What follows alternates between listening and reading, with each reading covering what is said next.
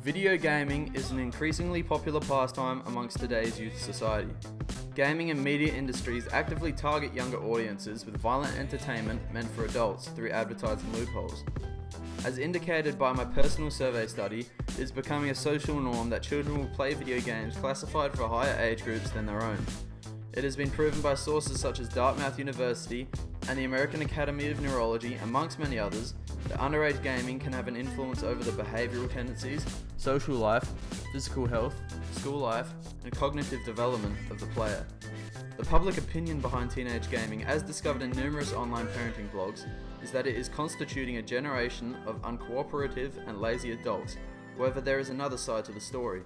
How does and how can video gaming truly have an impact on today's youth society? Dr. Jane Richards is a local clinical psychologist who I had contacted directly. She asserted that excessive use and dependency are the two behavioural indications that are common amongst all forms of addiction.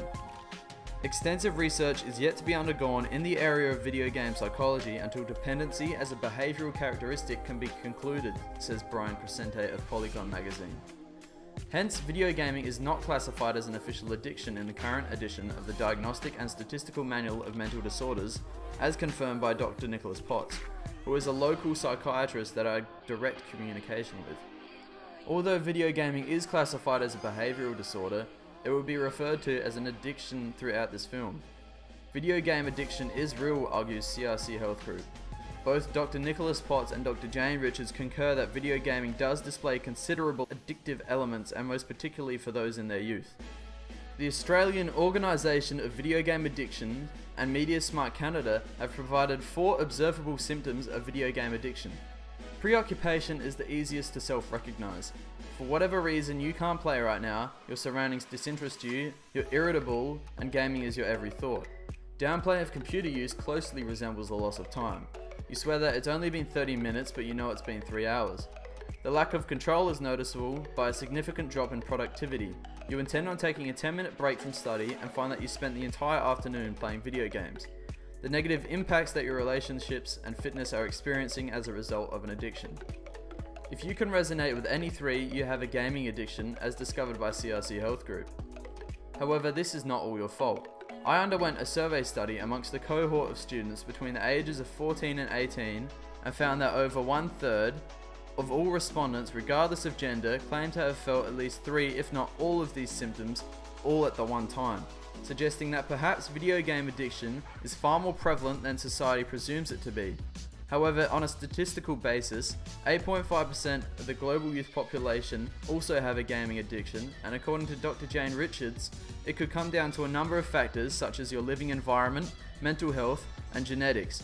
However, there has been a small yet notable detail that has been ignored that could be a leading justification for a number of cases of gaming addiction.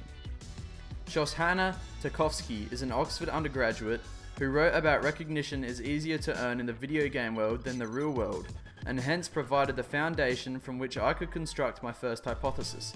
Video game addiction is often a consequence of an absence of mentoral recognition. What I have discovered through the analysis of online parenting blogs is that when you're a parent whose child is exhibiting these symptoms, your first response is likely to confiscate the gaming device. This method can actually cause more harm than good, especially to a developing teen. Dr. Douglas Gentile and Dr. Craig Anderson, who are world leaders in media psychology research, actively assert this in order to prevent parents from unintentionally causing their child paltry trauma. When someone has any type of addiction, their entire existence revolves around it, says Sarah Bean, who has a master's in child counselling. It is essentially an extension of oneself. Could you imagine having a part of yourself suddenly snatched away? More appropriate methods of coping with a gaming addiction, as provided by Palo Alto Medical Foundation, are to play a wide variety of games, to make sure that a gaming device is never installed in the bedroom, and to use gaming as a reward for doing something more productive such as study.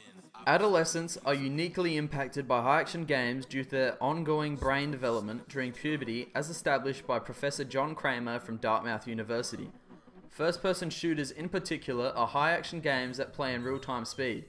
This means that the player has no time to strategize, no time to think where to go next, only time to act. Daphne Bavelia, a cognitive neuroscientist at the University of Geneva, has found that the adolescent brain is retrained by the real-time gaming experience, and over an extended period, the player's reaction speed will gradually improve. I provided full evidence of this in my personal experimental study. Each night, for a 15-day period, I played 30 minutes of a high-action first-person shooter game known as Star Wars Battlefront, and the following morning, myself and a non-gamer of the same age who was to remain anonymous played 3 rounds each of a mobile game called Piano Tiles 2. Piano Tiles 2 is a game which requires a high level of reaction speed to continue progressing through each level. The result that I discovered was that over the duration of the study, my reaction speed as a gamer increased to more than twice of what it was initially, while the non-gamer's reaction speed increased by less than 1%. Hence enabling the conclusion that moderated use of high-action commercial video games does improve the ordinary teenager's reaction speed. According to the Society of Personality and Social Psychology, as well as Radboud State University and Dr. Douglas Gentile and Dr. Craig Anderson's combined study, a number of other cognitive skills can be improved as a result of high-action game use, such as hand-eye coordination, navigation, task switching skills, and spatial resolution. These are the skills that enable the indirect improvement of academia. High-action gamers are subconsciously trained to be better at learning to learn, says Daphne Bavelia. For instance, one might be studying physics and they won't be any better at the physics itself. However, their improved cognitive function skills will optimize their study, and as a result they might achieve higher in physics indirectly. This is significant as it only applies to adolescents due to their pubescent brain development. However, there are still drawbacks with video game use. Daphne Bavelia and Mark Griffiths, a chartered clinical psychologist, have found that as an adolescent, if your brain reacts to a request any faster than 120 milliseconds, you have an impulse disorder. Youth are also more susceptible to achieving an impulse disorder without proper moderation of high-action game use, as discovered by Danielle Dye and Amanda Fry, researchers at Vanderbilt University. Beyond the game mechanics, there is also game content. Most high-action games are typically violent, and it is proven in numerous studies by Dr. Gentile, Dr. Anderson, Dr. Mark Griffiths, and Dr. Rosalie O'Neill that the overuse of violent video games can result in a raised level of aggression, and more so in male teenagers. This is likely due to the heightened production of testosterone during puberty, says Dr. Daniel Johnson and Associate Professor Christian Jones with the Young and Well Institute. An elevated level of aggression is also related to a quantity of play. With the prior comprehension of Dr. Douglas Gentile and Dr. Caroline Miller's studies on teenage behavioral changes, I was able to fabricate my second hypothesis. Quantity of play and quality of life are inversely proportional. Hence, as one plays more, the more the other aspects of their life will deteriorate. From a neurologist and neuroscientist's perspectives, such as Dr. Caroline Miller and Dr. Daphne Bavelia, playing high-action games causes a release of dopamine from the brain, which makes ordinary people feel happier. However, those with mental disorders such as depression, anxiety, obsessive-compulsive disorder, and attention deficit hyperactivity disorder, gameplay can be dangerously mind-numbing.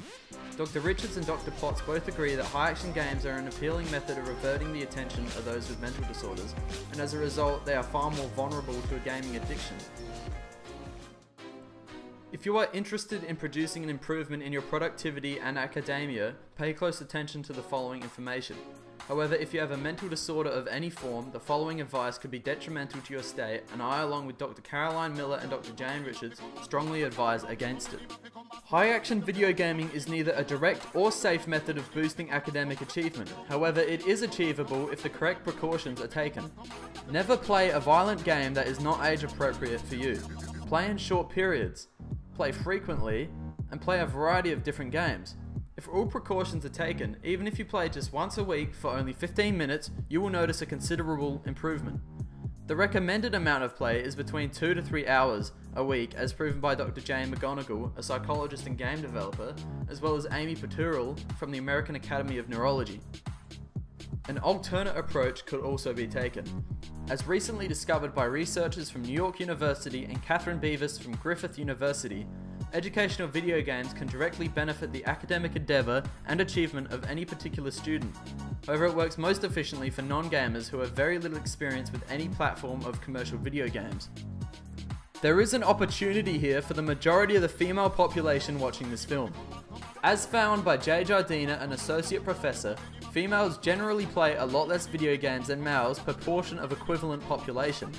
Although what was found in my survey study that was conducted amongst a cohort of 211 students was that 83% of the female respondents reported to be either inexperienced or casual gamers. However, many of these same female respondents showed an avid knowledge of video gaming when presented with questions about preferred consoles and game genres. Along with the thorough investigation undergone by M. Fan and S. Hoyle at Wichita State University, as well as the support of Dr. Jane Richards, I could generate my final hypothesis.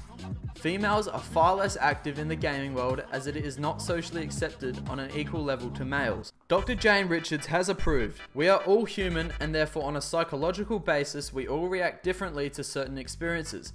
This is key to understanding my side of the stereotype. The stereotypical lazy teenager who never stops gaming can be changed quite dramatically given the precautions are taken, and in particular when playing the most stereotypically laser-fying games. As a teenager, high-action games, when moderated appropriately, can give the player borderline superhuman cognitive skills. Skills that are seen as the polar opposite of the stereotype. Skills that can be achieved more thoroughly through gaming than specific university courses. This isn't the truth behind how adolescents are impacted, it is the truth behind how they can be impacted.